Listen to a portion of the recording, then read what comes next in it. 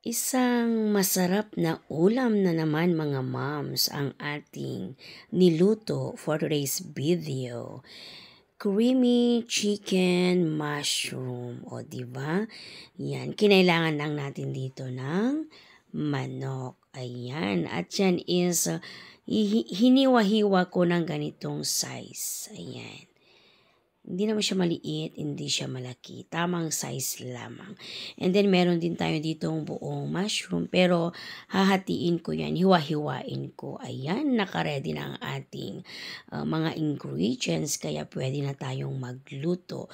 Gumamit lang ako ng 1.5 kutsara ng margarine. Pwede namang butter. Margarine ang available sa akin. So, nilagay ko na yung sibuyas. At syempre, isusunod din natin dyan ang bawang.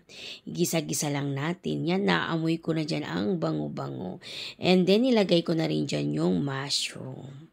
Ayan, gisa lang natin hanggang sa mga amoy na naman. And then, ilalagay ko na dyan yung chicken. O, diba? Simple lang ang ating lulutuin. Ang totoo niyan, si Potpot yung naggigisa. Ayan din, naglagay na kami dyan ng paminta. And then, naglagay din ako dyan ng paprika and konting bechin. Ayan. Hindi ako gumagamit ng magic syrup. And then, naglagay din ako dyan ng 1/2 cup ng water para pampalambot ng ating chicken.